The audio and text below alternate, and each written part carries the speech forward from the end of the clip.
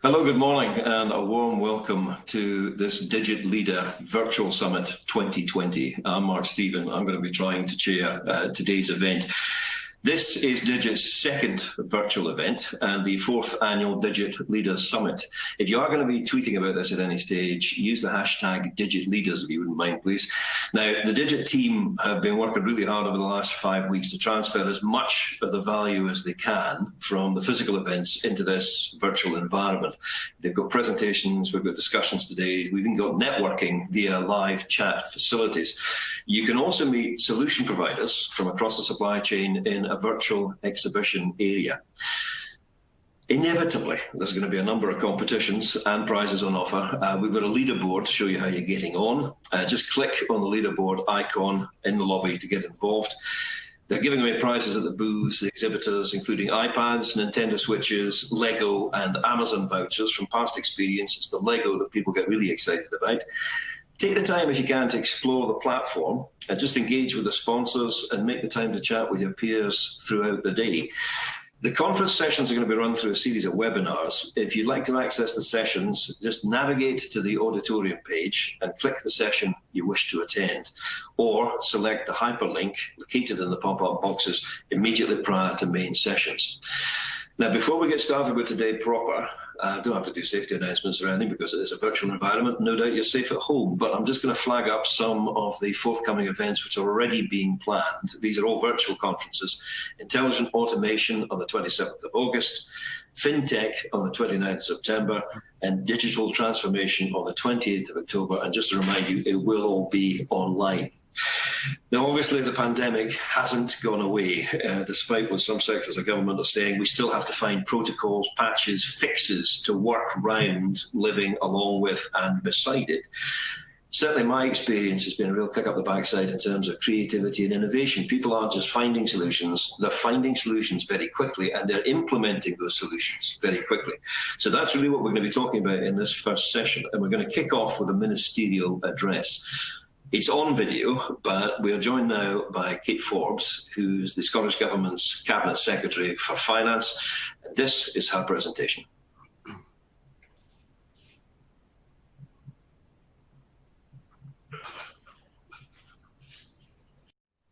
Hi everybody, it's great to be able to join you today, albeit I'd rather it was in person. Before I share some brief thoughts, I want to thank Rhame and Pete for inviting me, and to all the team at Digit for managing to quickly make all their events virtual.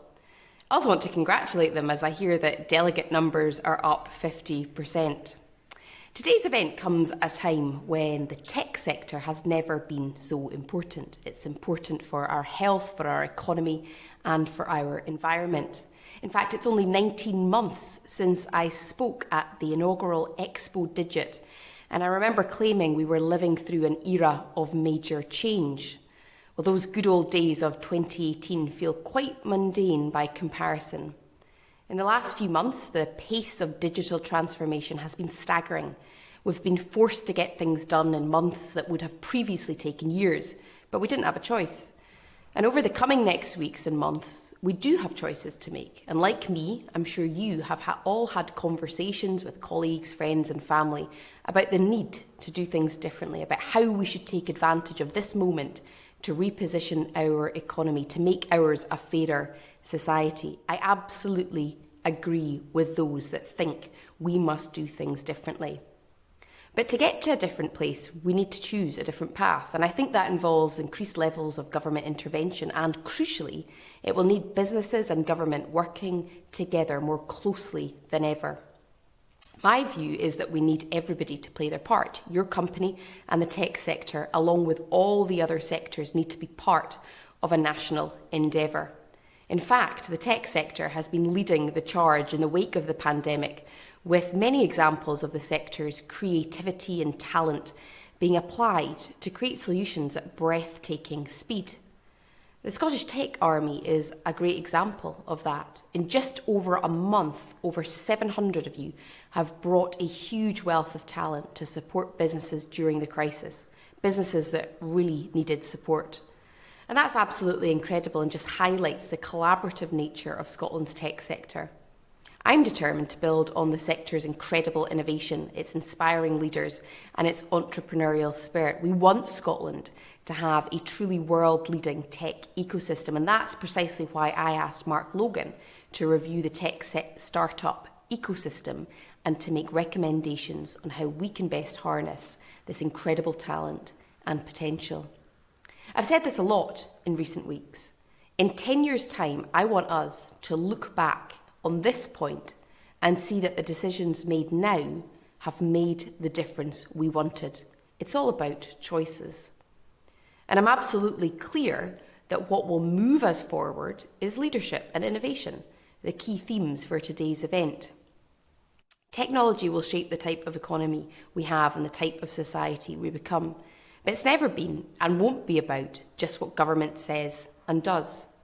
As tech leaders, when your technology changes the world, you bear a responsibility to help address the world you have helped to create. An awareness of the various dimensions of community and societal well-being and the tensions that can exist between those have come sharply into focus in recent times. And as Cabinet Secretary for Finance, one of the implications of the pandemic has been the scale of economic impacts. And I'm sure this has been at the forefront of your thinking. However, in our thinking about our economy, it's vital that we don't forget about all the things we've learned during this period about our well-being, our communities, our society. We need to tune into everything that's come up about the environment, about connectedness and equality, and channel that into our approach to economic recovery. We're committed to a well-being economy which gives equal importance to tackling inequality as economic competitiveness. So to finish my opening remarks, and I don't say this glibly, but I'm determined to find opportunities at this challenging time, with government and business leaders providing the vision to create a national endeavour, with innovators and entrepreneurs powering forward our tech sector. And with the right choices, I believe we can emerge from this not just different, but also better. In the meantime, I hope you have a fantastic event. Take care, and I look forward to seeing you again in person in the near future.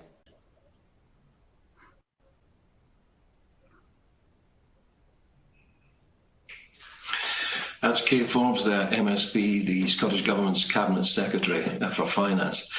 One of the great delights, I think, of this lockdown period has been actually seeing what books people have on their bookshelves. I really, really like both of those paintings on Kate's walls. Beautiful. Look like the same artist too. Now, our next two speakers are Gary Crawford and Robert Rhame. There will be a chance to ask them some questions at the end of this. If you would like to submit questions as we're going along here, please do so. And then there'll be a chance to sort of run through the questions at the end of them speaking. Gary Crawford is Director and Technology and Town Transformation for AKQA. The title of his talk is It's Time to Build from Adversity to Innovation. Gary. Hey, thank you, everyone. It's absolutely fantastic to be here. I was lucky enough to be at this very same event 2 years ago in Dynamic Earth in Edinburgh, and it was a very different experience.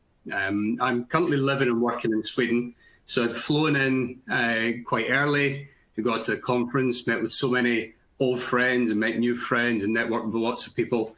And then by the end of the day, of course, it was straight back to Sweden. This time, you know, given the situation that we currently have, it's unbelievably different. So a massive thank you to Ray, Pete, Hannah, Mark, Rhame, and the full team for giving us all the opportunity to be here today. And of course, it's fantastic to be here in Scotland, because without that opportunity, I would never have come across this. You know, there are so many reasons now that we need to be thinking about building. It really is time to build.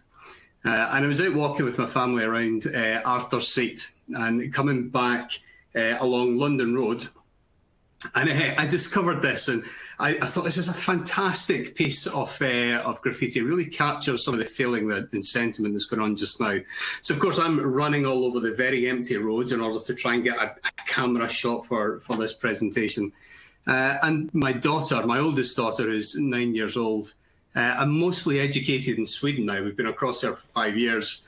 It was curiously in our half Scottish, half international English accent, said, "What does racism can get to mean, Dad?" And that really did give us quite a laugh once we went into details to explain. But really, this really is a time to build a much more equitable, a much more compassionate, a much more just society.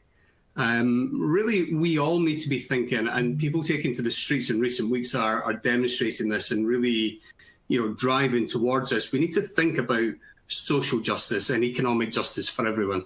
We need to be thinking about the educational opportunities and all wider opportunities to build that real inclusive world without prejudice. So that's just one of the reasons where we really need to be building just now. And of course, the other reason we need to be building, or one of the other reasons we need to be building, is we're all largely still to some extent in lockdown. We've seen incredible numbers of flights that have been grounded and various different travel grounded. We've seen our roads quieter than they've ever been before. And then places like Victoria Street in Edinburgh, where some of the world's busiest pubs, I dare say, are quieter than they've ever been before. So this is another opportunity where we really need to be building our safe route out and our safe ways of coming together and spending time together and being able to get back to some degree of normality. It might not ever be the same normality that we once knew, but we need to build and we need to think about our new context and we need to think about how we can exist with our new neighbour. Another reason to build, again, is actually the pandemic has allowed us to take a step back from some of the consumption and some of the manufacturing that we've been doing. And that's got an incredible impact on the environment.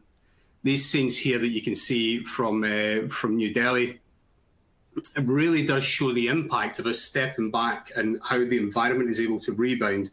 And in fact, I think there was a phrase I heard yesterday, anthropause, which really goes into describing how that kind of slowdown in human behaviour has given the environment and given different species an opportunity to rebound. But of course, we're humans. We're humans, and our need to connect hasn't gone away. It's there as strong as it ever has been. The simple thing that's changed is the mediums. We all interact in different ways now. And, here you can see on the screen House Party. And I can remember just in arriving in Scotland and feeling somehow geographically close to so much family. But the only way we could connect with them was to put a webcam up on top of the television, get the laptop up close, and then be able to sit and have a glass of wine and wave to people and have people coming in and joining out. It's a different way of behaving, but, it works. TikTok is another one that's been massive in our family. I'm going to save myself the embarrassment of sharing my TikTok handle because I really have become quite famous over the last few weeks for some of my TikTok dances.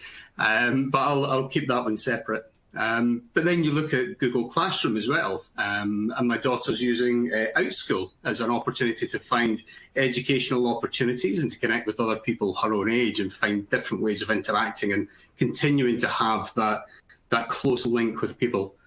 And then on a more social basis, my kids are looking at things like Roblox, or they're starting to look at Minecraft. And this starts to really introduce some interesting ways that we can use new technology in order to work around and work with our current situation. And you'll notice as we go through this presentation, in one or two places I have a QR code up in the top right-hand corner. So if you point your smartphone camera at that, if you have a camera that's supporting it, hopefully that will take you out to some further information if that's of interest. But Blockdown Simulator is something that my own company has been working on in recent months, along with Mojang, who are the creators of Minecraft. But essentially, this is a way of simulating the impact of different social measures on controlling a pandemic. So it tries to make some really challenging and some really abstract ideas that we're having to live through and hear about in the news all the time, and make it much more real for younger generations, and in my case, myself and the older generations. It's a real opportunity to use technology in a different way, in a very social way, to start to interact and make sense of something that's much more difficult. And really, when you start to bring this together, you start to realize we're at a really exciting point in history, despite all of the different challenges that we have in front of us. Because never before have we had so many people connected to a shared ecosystem in human history. And yes, that provides a number of different challenges, and some might even argue in some ways that has been a source of some of the challenges that we're currently facing today. But at the same time, it also opens up a huge range of different opportunities for innovators and technologists like you to be able to think about new ways that we can do exciting things in the world and start to build out new behaviours and build out new opportunities. So technology adoption really is being influenced by our time under the pandemic. And if you look at these images here, in the top right-hand corner, we've got Club Quarantine. So this is essentially a virtual nightclub that's come together at the start of the pandemic. Every night there are literally hundreds of people who come together. They have an incredible time. They have lots of fun. You can see from all the various costumes and behaviours going on there that it's not a replacement for the clubs where these people may have been hanging out for before, but it at least gets some amount of communication and interaction and different types of play going on. And then the one underneath, I don't know if any of you have watched Black Mirror, but Charlie Brooker's Black Mirror, I think it was an episode called Metalhead in the 4th series. But this quite chilling in some ways robot dog reminds me of that episode. But this has been deployed in Singapore, and it trots around in the parks in Singapore and comes up to people with pre-recorded messages around what they're allowed to do and whether or not they should be distancing more and should they go home and so on. So a really fascinating use of technology, although in that case perhaps somewhat sinister. But then that reach of technology really is going much wider. So you think about services like Deliveroo, and this really has been a godsend for me since I've come back from Sweden. One of the big things that I always do when arriving back in Scotland is I get a chippy.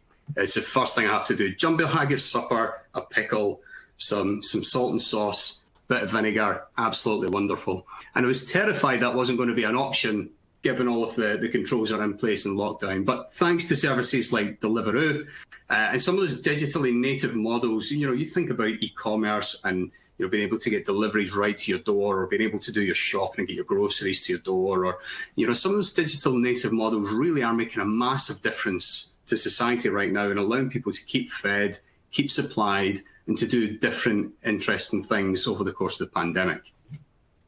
But Deliveroo's not the only one, and these ones here aren't the only ones, but you've got services like TaskRabbit, which came about in 2008. It's essentially an online marketplace that allows people to provide labour and be paired up with other people who perhaps have tasks that they want to do. I think it was bought by, the business was bought by AKQA just a few years ago. We're now using that for self-assembly packs and so on. But essentially taking free labour and skills and bringing that together with people who need to get things done. Airbnb, of course, that's had some turbulent times over recent months. But again, digital technology and digital business models are allowing us here to start looking at capacity, for example, within people's homes, and then pair that up with people who perhaps want to travel and visit somewhere. Again, this came about during the Great Recession, back around about between 2007 and 2010. But again, the founders here of this business, they used this as a way to work around and make some more cash by throwing down a mattress, an air mattress, essentially in their San Francisco house to get around the high cost of rent. And then Uber, again, a very similar concept. It's a matchmaking platform. It's bringing together people who want to travel with people who have underutilized product, in this case, cars, and they've got time in their hands to be able to travel. So you start to see these things coming together and you realize the impact of technology. So you had the iPhone coming out and you had 3G really coming to strength just before the start of the Great Recession. And then, of course, when people start to become unemployed and people are losing their jobs, suddenly they have capacity available themselves and they start to realize the opportunities that are available in different things that they have, such as their own homes or their cars or their skills and their labor. So here we're really seeing different digital models starting to come together, new sources of revenue streams, new contractual ways of working, be it the gig economy or the sharing economy. You're seeing other things that are coming on top of that, such as the ratings economy, in TaskRabbit, Airbnb, Uber, Anytime you interact, you're going to be rating the person you've had that interaction with, and that's going to have a really tangible impact on their future ability to earn or your ability to employ certain people within those services. So the question starts to become, what created the condition for these things to come around? So yes, we had the introduction of the iPhone, which really accelerated the smartphone market. Yes, 3G was coming around, and that really enabled that kind of higher speed interaction over the internet. But actually, if you look at this chart from Bain, and again, the QR code in the corner, if you want to reach out to the report for more details, is available. But this report for me really is quite illuminating, because during the Great Recession, what happened was Bain had been analysing a number of different companies over a number of years who were all performing with double-digit growth, essentially as a median across the group. Now, when the recession hit, some of those companies, the winning companies, really started to accelerate with a compound annual growth rate of about 17% during the recession. The companies that weren't as well prepared and didn't behave in certain ways, and we'll start to discuss that in just shortly, they didn't see that same improvement. But what becomes really fascinating, I think, is post-recession, there continued to be a significant divergence between those companies. So if you look 1 decade after the beginning of the Great Recession, you're looking at the successful companies being about 14% compound annual growth rate when it comes to profitability. And that is massive. And, you know, another view of that same thing, here we're looking at enterprise value.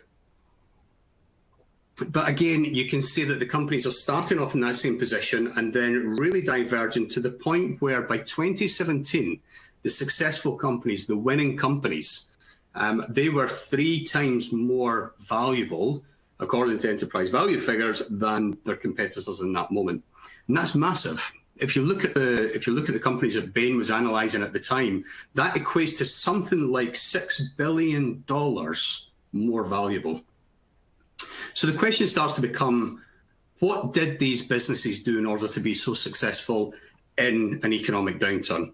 And I think really when we're talking about time to build, there are so many reasons to build, but a key reason for us to build right now for our businesses and for our economy and for our families is to make sure that we're strong going into, coming through and coming out of any economic downturn that we might start to face in the coming months. And one of the big things that's been discovered is that cost control mechanisms alone aren't enough for a business to really thrive and accelerate out of an economic downturn. Now, I say alone, of course, during these times we have to take really stringent, really careful measures in order to not break the bank when things are going to get tough. But the reality is, this is a key opportunity to start to reinvest in areas of growth. And that could be in a number of different ways. You might be looking at what I would refer to as digitization. How can we take our analog processes, services and offerings and turn them into digital counterparts as part of an automation drive in order to increase our efficiency, in order to reduce our costs? But then at the same time, you've got digitalization. How can we identify the new opportunities for revenue and growth that are now being made available to us by today's new technological advances and by the new conditions that we're having to operate in? So really, my message here just now is, it is time to build. And I love this photo. I'm sure many of you are looking at it and recognising the Forth Road Bridge behind. But the key thing here is Scotland has an incredible pedigree when it comes to innovation and it comes to engineering. We are ideally placed to be taking the lead and saying, how are we going to invest and how are we going to really take a leading position and drive that economy and drive the new opportunities in the months and the years to come? So where do we do that? What do we look to and where should we be innovating just now? Well, for me, there are a number of key technologies, exciting technologies that we've spoken about over the last few years, but they've never really come through and reach the potential that they need to get to. So thinking about things like ambient computing and wearable devices, thinking about gaming and virtual realities, and thinking about augmented realities, artificial intelligence. There are many other examples. These all have great potential, but we've never realized any of that potential. When you start to ask yourself, why are we not quite getting to that potential that they have? Quite often that's due to latency concerns. It's due to lack of bandwidth. It's due to speed. These are infrastructure challenges that are preventing these incredibly powerful technologies from being able to come into their own and really take us forward. And you can see that in the innovations of the Great Recession. When you think about the things that have come, Uber or Airbnb or TaskRabbit and things like this, they aren't things that depend on split-second response or really high amounts of bandwidth or really, really rapid interactions and low latency. Those aren't concerns, but they're things that we now have the opportunity to really start to address. You know, as we start to see 5G being rolled out across our cities over the coming months and years, this is really an opportunity for us now to really think about what can we do with increased device density? What can we do when we really massively increase the number of devices that we can have in a small space? Now, under current conditions, of course, it's not going to be anything like the party scene that we see here on the left-hand side. But what it could open up opportunity for is ambient computing, so that we have everything connected and set in an environment around us to start to limit the amount of touch and interaction that we have to take in that way, but to provide this really smart, contextually relevant information at the point when we need it most. That reduced latency could allow our cities to become much smarter. It could allow our infrastructure to be much more responsive. I think it's probably a bit of a leap to suggest that emergency services would use a technology like 5G, given that there's a number of different stringent tests that need to be considered before we can get to that point. But certainly the infrastructure and the environment around them, that offers massive potential. And then things like machine-to-machine communication. That has a massive opportunity in industry, it has a massive opportunity in energy, and that could accelerate out in a huge range of different areas. The key challenge that we need to think about in this space is 5G is going to be such a paradigm shift from where we currently are. How do all of you in this room just now start to think about how you can leverage something like 5G when really we don't have much access to it? It's very difficult to prototype something and accelerate the experimentation with something when you don't have that access there and available. And it's difficult to think about the impact that that has. So my recommendation in that space would be look at your business models, think about your customers, and find some of the opportunities around the cities and the towns that we're in where there are 5G hotspots starting to creep up, and take the opportunity to experiment, explore, and then see what new business models, what new products, what new services could evolve from the businesses where you are, and really accelerate out of any upcoming economic downturn. Thank you. That was Gary Crawford, and if you have any questions for him, use the facility at the bottom of your screen. It's not a question as such, but Maria Hamilton's actually just put a comment up so far saying, she's from Scottish Tech Arm, saying, thanks very much, Gary, for highlighting the good work of Scottish Tech Army. Now, our next speaker, and again, we'll be having a Q&A session at the end of this, so either Gary or Robert, you can put questions to. Robert Rhame is Director of Market Intelligence for Rubrik. Unfortunately, his talk is entitled, It's the End of the Office as We Know It. I say unfortunately because that flipping tune's been going around my head all morning since I saw this. Over to Robert. So sorry about that. It started actually kind of funny. I've been doing a lot of conversations with CIOs in the last several weeks, and just at some point this sort of just jumped out and it hit me. Is this the end of the office as we know it? And of course, the press is saying, yes, it is. It's all going to be remote. And then I had these conversations with other folks that were talking about 40 to 60% reduction in real estate space in places like central London. And I began thinking about it. Is it really the end of the office as we know it? And I think, everybody thinks they know what this presentation is going to be. And I hope that I'm able to somehow change that a little bit so that you get an idea of, how to think about this to some degree. I'm an ex-Gartner analyst, and they trained us how to think. So what I'm going to do is try to get you in that mode. So I want to challenge you a little bit, take you out of your comfortable space. We've all been remote working for, I guess since February for most of us, certainly since March. And during that time, the famous quote from Satya, we've seen 2 years of transformation in 2 months. And we're tired. We've been doing a lot of stuff. So in suddenly you've got an entire workforce that may have had laptops, may not have had laptops. You have to get them connected. You have to get all this stuff done, all these transformational projects that were, just simmering along at the end of 2019. You had a complete reprioritization in 2020, and there's been a lot that's happened. Now that's been a real sprint. And to some degree, we've seen that we've done a superhuman job of getting things done. And, some people are thinking, hey, wait a second, IT can do all that. Maybe we have them overstaffed. Now, I'm not trying to scare you, but that I know that's a thought. But actually what it is it winds up being, you have the budget freed, you have all this stuff just happens, that the approvals go through. So let's begin to talk about this and talk about, what perception you might have brought into this presentation when I said the end of the office as we know it. This is called bias. This is called subjectivity. What you're looking at, everyone knows it, everyone's seen it. You probably already had a test. It's not I could say what I think it is, but it essentially allows you to understand that you bring bias into any situation. You bring fallacies with you. You bring all of this stuff with you into your reality, and you see what you want to see. Now, if you're aware of this, then it allows you to at least account for it and to some degree begin to turn down the volume just a little bit.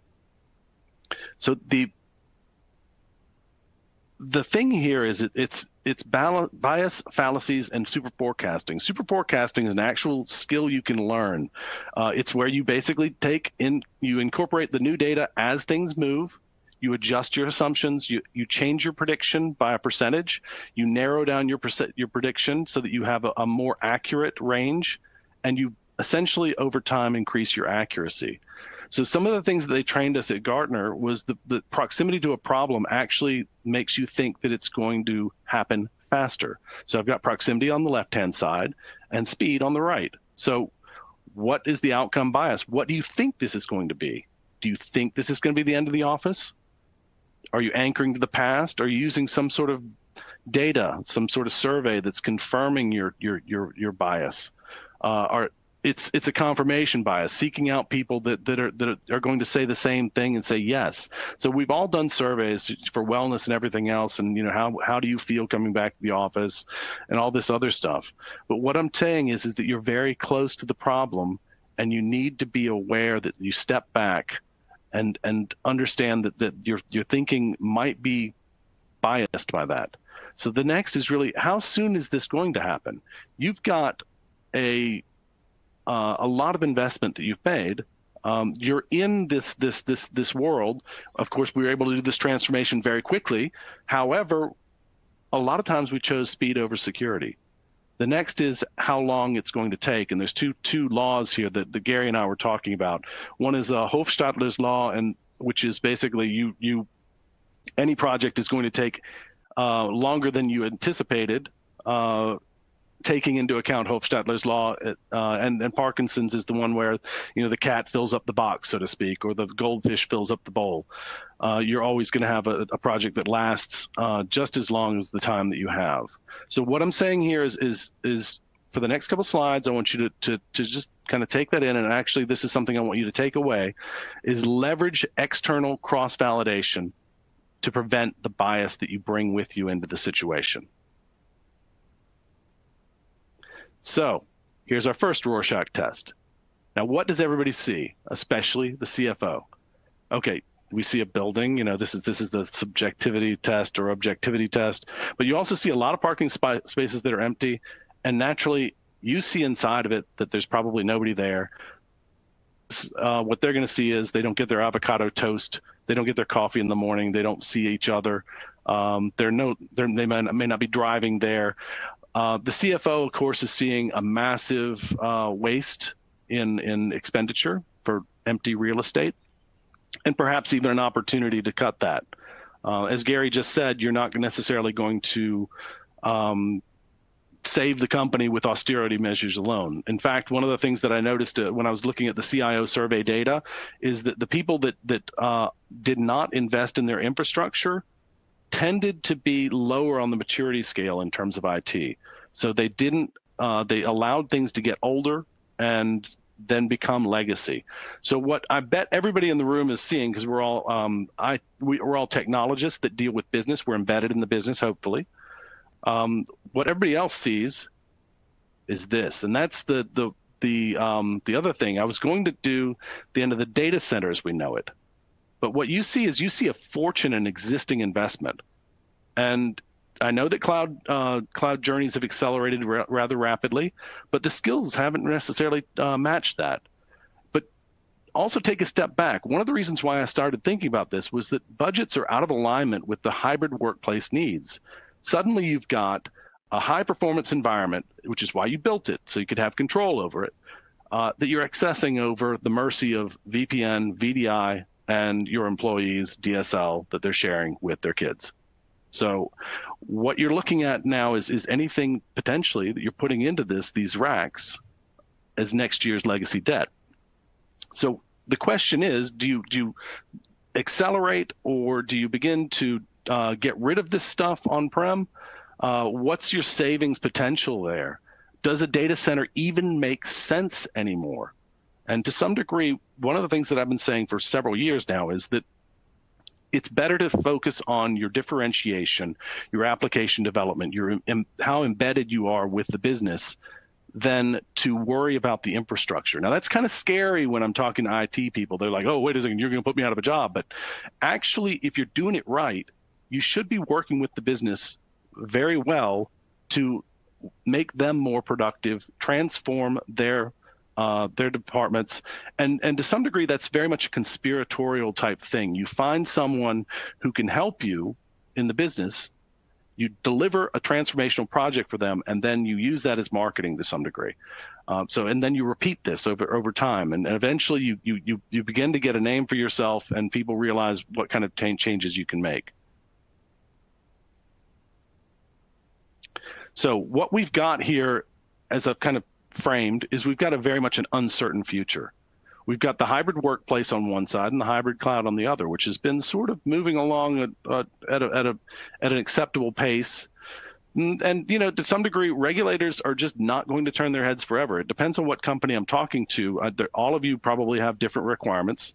However, a lot of stuff has just been sort of ignored for the interim. Now, that's not going to last. The CFO is also not going to allow it's something that I was talking with my daughter this morning on the way to school. I was trying to explain budget, and I said, you can have a cookie. You can either have it in the morning or the afternoon. And then we got into the whole thing about, she figured out that she'd take the bag of the cookies. I said, well, yes, but then you don't have a bag of cookies anymore. And that's the budget. We've had the bag of cookies for the last several months because it's important to get the company back on track.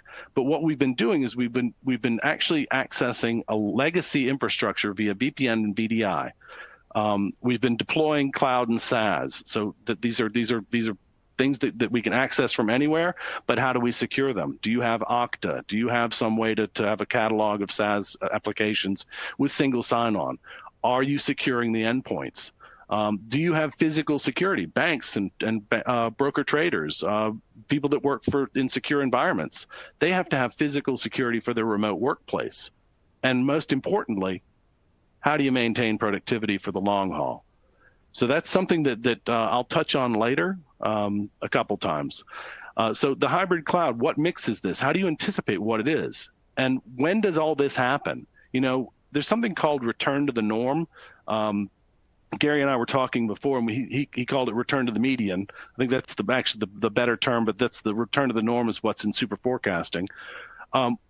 Essentially, we're in an anomalous period right now. So we're going to go back to something resembling normal. So when does this whole hybrid cloud thing happens? How does this skills gap block, or you essentially deliver something and then you deliver it wrong? So we've got a pretty big mix of SaaS, infrastructure as a service, platform as a service, on-prem, colo, robo, edge. It's all over the place. So it's your data hybrid cloud. And how do you maintain visibility and security for that? How do you protect it? How do you back it up? And that's something that's very important. You don't know what mix it's going to be necessarily. So how do you look at everything that you're deploying right now with that lens? So let's start first with the hybrid data center.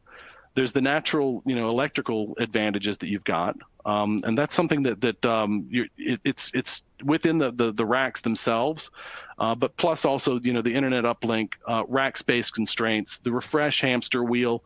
You're deploying and migrating data, and then you're starting your next RFP. It's the problem here is that if you go to a hybrid data center, you're essentially not delivering new legacy. If you move towards a cloud type environment, you're differentiating, you're not focusing on your infrastructure. And naturally, real estate is expensive. The problem here is that you've got a pretty big skills gap. You've also got a security gap and regulatory considerations. So this is not just, there's also, I guess one of the things that I like to say, and I've had an argument, it's somebody from Microsoft that I was presenting with recently.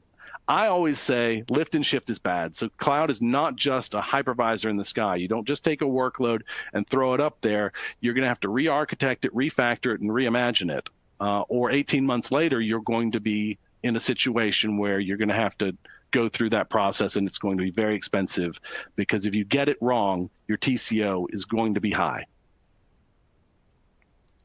The next is really the hybrid workplace. There's a lot of pros here. The geographic liberation for talent sourcing. You may not have all the people that you need in your area. So if you allow them to work remotely, maybe you're going to be able to find the people outside of the region that will be able to get your projects moving forward. So these full-time employees in non-urban locations, if they don't have to commute, will also accept lower salaries. So there's some silver lining here.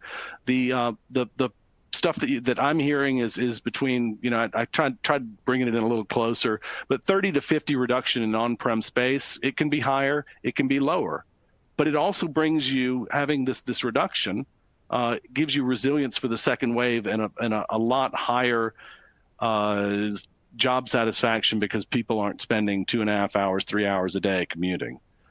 The problem is, I've been working remotely for 10 years, and it's not as easy as all these newbies think.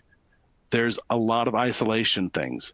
There's mental health problems that can emerge from the isolation. And you begin to answer yourself and talk to yourself. Not really, but anyway, you need to take that into account so that you've got this is something that you're watching after, to make sure that people are coming together often enough. Ergonomics. I've got a good chair. I've got a great desk. I've got a good work environment, but a lot of folks are working on an ironing board. That's just not going to work. Over time, again, regulators are not going to turn their heads forever. You're going to have real offices for the people that are going to actually work in a home office. So that's something that you need to take into account. The next thing is really that mixed, augmented, and virtual reality, as Gary just said, it has not happened. This is something that we really are going to need to be able to deliver. Otherwise, the virtual workspace is going to be non-collaborative. Securing the office, I've got a door right over there I can lock. Not everybody does. So if you've got broker traders or people that are working with very sensitive information, then that can be a problem. Resistance to surveillance, you definitely will see that with most people. And then the shared bandwidth of working with the kids. Then the next is really that if you build for on-prem and remote, you're essentially paying rent in two places, because you're deploying all of these things that are going to be needed to secure the virtual workspace. But you've got your IDS, IPS, firewalls, web proxies on-prem, and all the infrastructure there, plus the data center. Where is that mix going to go? So yeah, that has to be thought about. And then, of course, the informal collaboration. One of the biggest problems I hear from CIOs that are outside of the office now is how to get their projects moving forward, because they don't necessarily have these informal hall meetings. So is it the end of the office as we know it? And I've got an opinion here. I think that there's going to be a remote burnout, and as all things move back and forth, when this is over, I think real estate is going to change. There might be some modifications that we can make here in terms of the financials with real estate, IT spend, and not delivering new legacy. But really what we're going to need is new, uninvented forms of collaboration. We're going to need to be able to have applications that provide visibility and resilience regardless of where these applications reside, either on-prem, robo, or in the cloud.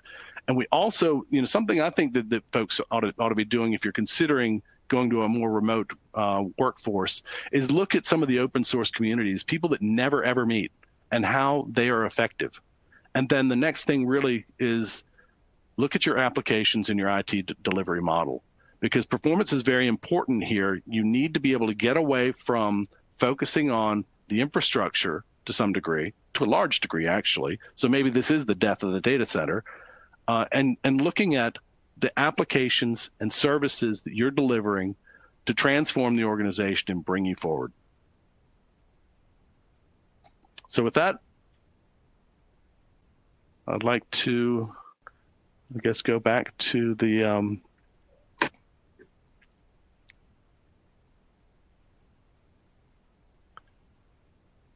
Gary?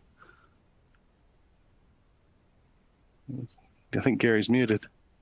Oh, yeah, I'm muted, Mark. There we go. Okay. Right. Thank you both very much for that, gentlemen. And thank you very much, Robert. There are questions coming in here. Both of you touched on this, actually. I was just, before we actually get to one of the questions, I was laughing when you're talking about shared bandwidth with kids. Both my daughters are of an age it's not relevant anymore. But I was trying to do something the other day, and I actually said, we were trying to record off a Zoom interview. And I actually said to one of the contributors, look, I'm sorry, your bandwidth's obviously pretty poor. Can't you just go and tell your kids to come off, just for 20 minutes? And they looked at me with absolute horror and said, you try it. It's an issue, it's very, very difficult. But this question came in from Jessica Armstrong, and again, I've been very interested in getting your views from both of you, saying, talking about the digital literacy of audiences, how it can impact on transformation. How do you feel we can overcome this in relation to, for example, where access technology and services like Wi-Fi is not possible for large portions of our communities? Do you want that for a start? Gary, you want to field that? Yeah, sure. I think the first thing I'd call out is I think that unfortunately people are all too often missing from conversations around any kind of transformation. People get caught up in the idea that transformation is about technology, or it's about, in some occasions, new infrastructure and stuff. But fundamentally, it's about people. And if you're not able to take people along on any type of transformation journey, you can't help but fail, because they will push back against it. It's almost like Newton's law, there's an equal and opposite reaction if you're, if you're pushing hard. You just don't know where that reaction is going to go when it's people. They might undermine efforts without, the intention to, or, things just won't work out the way that you have to. So, making sure there's an environment with the right type of psychological safety and people feel like there is the opportunity to come along on a journey is certainly one of those things. That said, of course, when you're referring to infrastructure here and access to things like, broadband and, is there Wi-Fi in people's homes and these types of things, in some ways, I think that has been a massive challenge and also opportunity of the pandemic. I know even from a personal perspective, I find that starting to work from home and, sharing networks with kids and all these kinds of things, it has highlighted a number of different infrastructure challenges in my own home, not to mention in the local area and wider. And I know that that's not just here. It's been the exact same thing in Sweden. When everybody suddenly went home, there were various different problems. So I think there does need to be a lot of investment in infrastructure. I think we need to, back to that, one of the points when I talk about building an equitable society and making sure that everyone has access to all of these fundamental things that are almost, a fundamental human need these days. That is going to take investment. It's going to take time. It won't happen overnight. But giving people psychological safety in that sense so that they don't feel disadvantaged if they don't have these things, that becomes a key thing, I think, for leaders of any business or organisation or institution to think about whenever they're designing a strategy and trying to plan forward. Robert?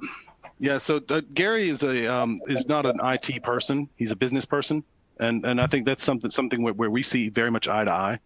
And that's something that you need to think of is actually not necessarily, again, what he said, not necessarily the technology that you're delivering, but rather the service that you're bringing, and not stop focusing on the delivery model and start focusing on actually how you're transforming the experience that the companies or the individuals are having. If you look at some of the more connected societies, it actually enables a lot more, over time.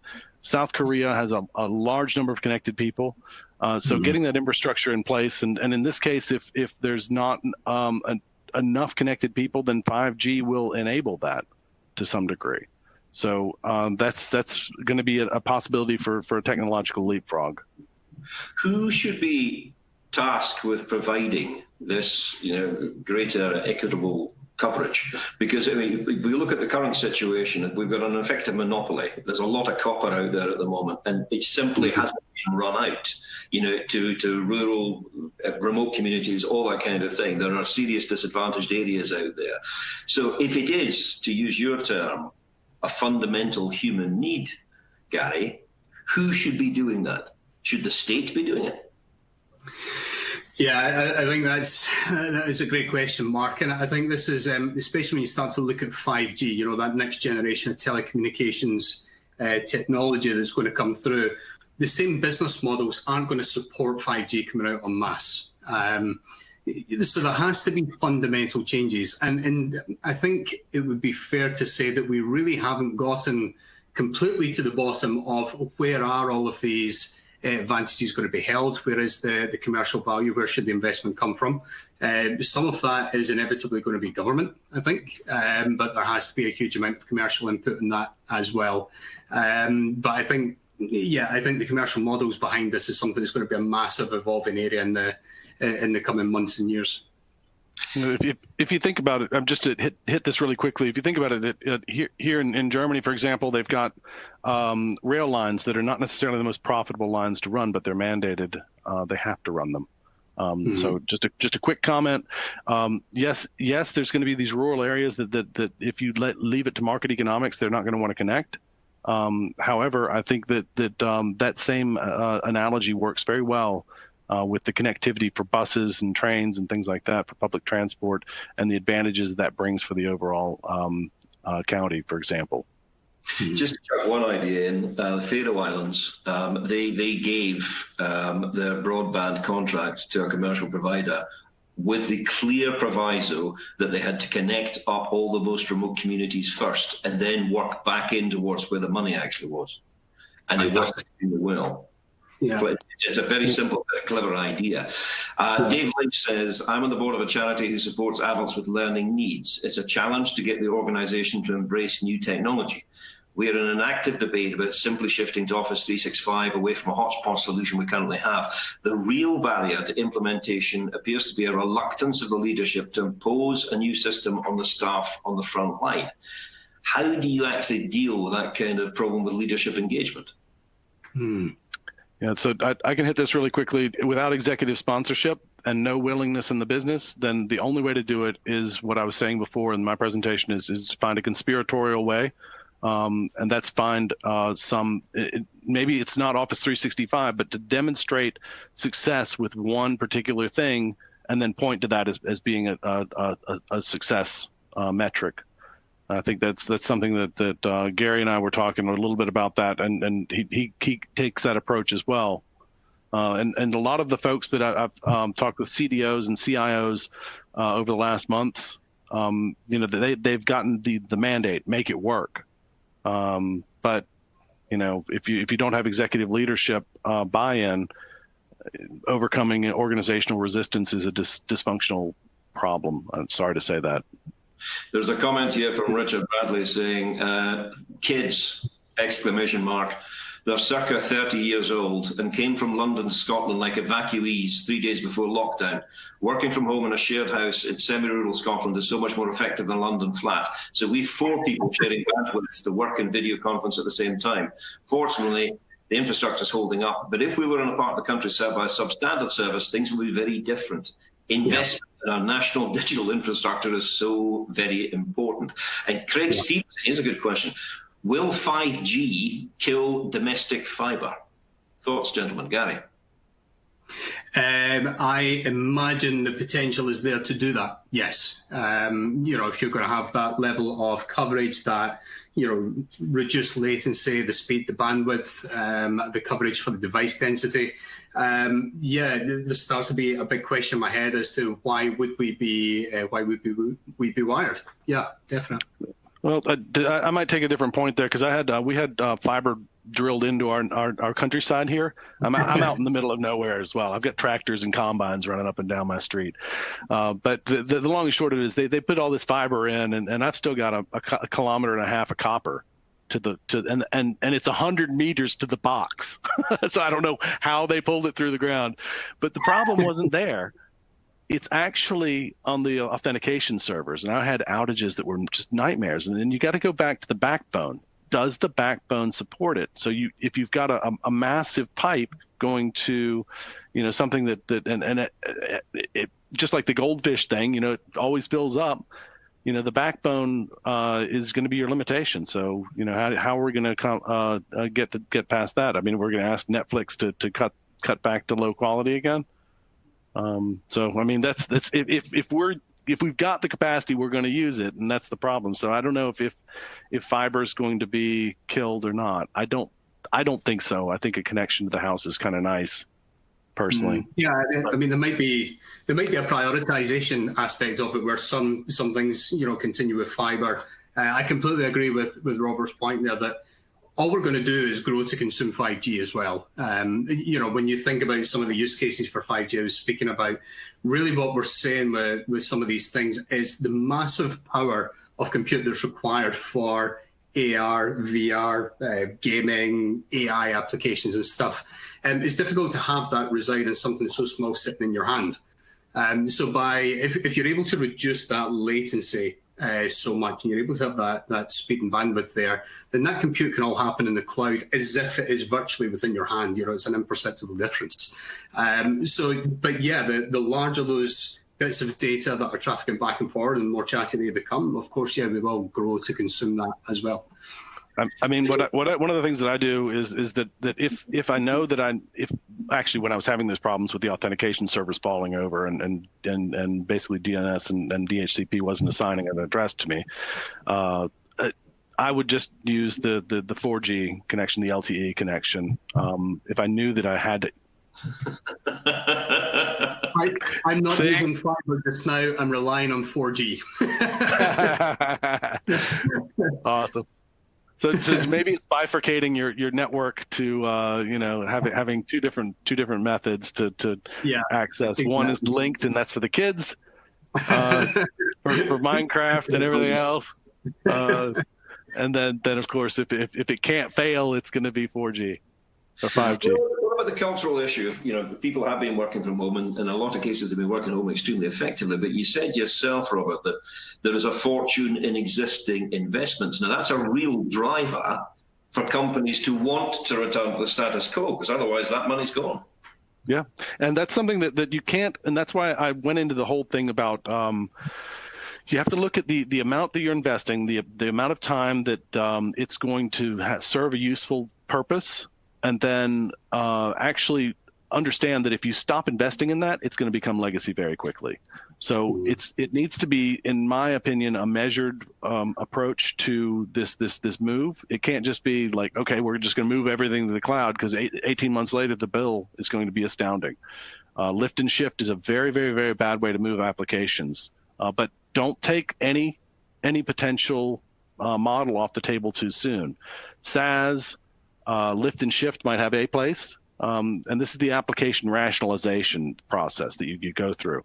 IaaS, PaaS, and all these different things. It's looking for the right tool for the right job, making sure that you're taking a measured approach, making sure that you have the skills possible to do these things, and then beginning to move them very tactically. And that's where cloud first actually originated.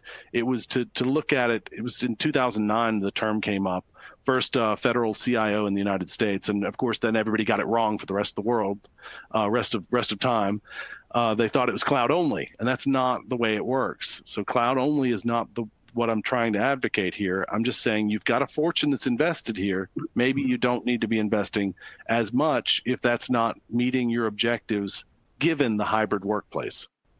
I think something that Robert says I couldn't agree more with is lift and shift. A lift and shift strategy for any kind of cloud migration is destined for some big challenges. You know, if you want to really take advantage of the cloud opportunity, you have to build from the ground up for that opportunity. Otherwise, you know, as we say, you're going to see some ridiculous costs. You're not going to be able to scale or address performance challenges at the right level and the right locations. And of course, that means investment in redevelopment, potential products and services, and that's going to take time. The flip side of that, I would say, is you know, Mark, you called out the amount of investment that organizations have put into buildings, infrastructure and stuff. We also need to be cautious of that sunk cost fallacy. You know, just because we've spent the money doesn't mean that it's going to be the most effective thing going forward. And some of the things that we have to factor into that aren't necessarily going to present themselves that easily in finance sheets. You know, so if you think about it, for example, some of the best talent in the world just now, we've been hearing about for a long time, are remote working or have been remote working for a long time. So, you know, being able to build a business from the ground up that is able to leverage global talent could be useful. You know, I imagine, and I'm hearing a lot of kind of circumstantial stuff that says a lot of the kind of key people in organizations that we've been dealing with over the last few months are shifting more to that position of, I don't want to be in the office, at least not all the time, in some cases not all the time. If you want to be able to access that talent, you have to provide an environment that is suitable and that they're willing to work in. That's not going to show up on finance sheets that easily, but it's something that does still need to be factored in. This is something that actually Gary hit just really, if I can just kind of double down on it, it's a really good point. And that's the whole austerity thing. If you don't spend money, you're not necessarily going to transform. So there is, I saw a really good comparison of like how you double pay rent when you have on-prem and you're beginning to move to cloud, but while you're moving the workloads off, and of course the costs begin to explode a little bit, but then they begin to rationalize over time. So you really have to model that and understand how that journey looks, and then that brings you a lot further along. Sorry. No problem. This is another aspect. I got questions coming in from Andrew Johnson, Aberdeen Standard Investments. And he says, when you are working from home, if you're part of a bigger organization, in the long term, how do you keep or foster a common sense of purpose, a belief in the company direction across the people in the organization? That's a good one. Yeah. I know that at Gartner, everybody's 100% remote. I'm not at Gartner anymore, but the first thing that you do is you need to have, if you're onboarding new employees, you need to have a way to mentor them. You need to have a way to give them an onboarding process so they can meet everybody on the team. Because coming in and being isolated immediately is very difficult mentally for anybody. So having each person on the team spend 30 minutes and talk about like the things that they think are more important, calendar management. Here's the operations stuff. This is the stuff that I do, day to day. These are the systems that we're running. So this whole onboarding process becomes very important. Then the maintaining the culture. It's not just going to be Slack or Teams. It's not just going to be Zoom calls. People are getting burned out heavy already. So it's going to be stuff like research communities where people talk. You have these voluntary things where folks, get together and they do a book report, for example. And that's just a general example. And you have a catalog of different things, and the times the chair who runs that, and then those happen occasionally. So actually developing a culture remotely is very important. If you don't have regular touch points, you can't just have people working in isolation, or the whole thing's deprecated. It's going to just fail. It worked for a couple months, but remote working is not without effort. is not a viable alternative for me. Yeah, and I think we have to remember, as I've heard so many times before, just now we're not remote working, we're working from home under a crisis. And that's a very different situation. People's anxiety levels are different, their environments are different. I'm surprised my kids haven't come in and sat on my knee. They threatened to do that, but that is the new norm. I think something that really interests me about that conversation and that question that came through is, I think you have to think about this at all the different levels within the organisation. There are very definitely some tactical steps that you can take, and they have to be in place. They absolutely have to be in place. But I think even when we were all in the office pre-pandemic days, seems such a far time away now, we often spoke about strategic challenges or issues with the strategy or issues with the execution of a strategy, when quite often, really, when you get down to it, the big issues lay with strategic communication. Do people really understand where we're going, why we're going there, how they can contribute to that in some meaningful way, what it means for them in the day in, day out?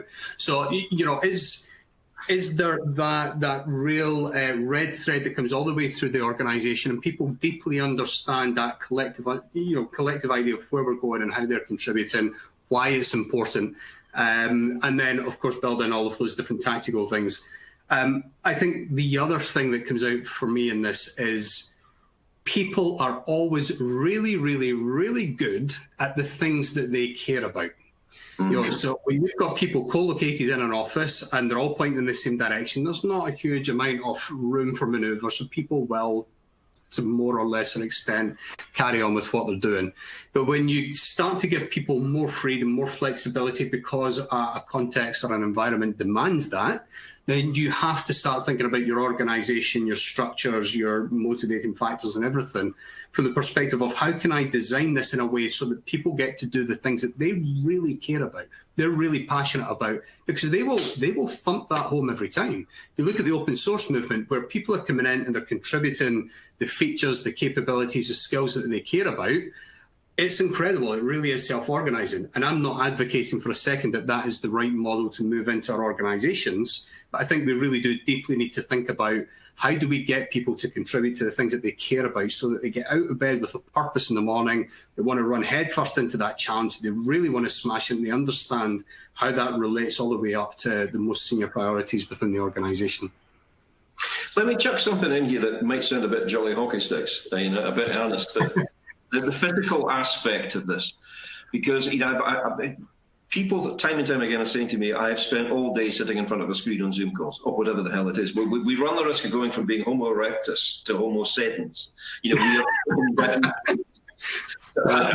build a work structure in such a way you say to folk, look, get up, move yourself, go do something else for 5 minutes, it'll clear your head. Yeah, absolutely. As a remote worker, I make sure I get exercise almost every day. Almost every day. If it's probably 5 to 6 days a week. And that's I walk my daughter to school, 30 minutes, 15, then I go for a bike ride at lunch. So I think the concept of going to this whole physical location, being at home all the time, you feel compelled to be always on. If you think about the office, you get up, you have a coffee, you have natural breaks, you move around, you have conversations. At work, you don't have that opportunity. So you need to somehow find that balance, the work-life balance to some degree. I think, if it wasn't for the fact I thought I'd have given everyone motion sickness by now, I would have probably been doing this walking around Edinburgh somewhere. And I think as digital leaders of some kind, all of us here need to advocate that within our own teams and, within the structures in the organisation. I think guilt for many people is a very challenging thing to get over in this type of situation. People feel like to be seen to be productive, they need to be in front of a camera. We need to help them get over that.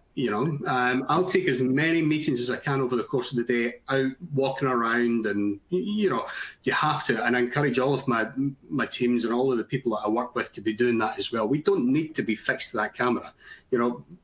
We don't have to be seeing each other the whole time.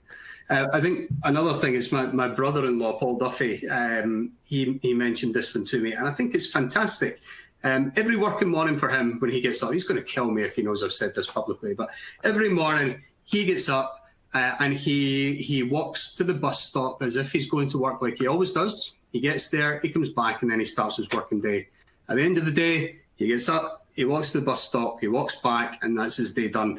And I think that little bit of ceremony, routine, whatever it is, to mark the start of the day, so things don't start to creep into the wider day. You don't start the minute you wake up, and to mark the end at the close. I think that's really clever, and I think we'll start to develop those things in time. But we need to give people the opportunity to come up with the things that work for them. It's okay to take a couple of hours out in the middle of the day because it's a nice day and you want to go and walk.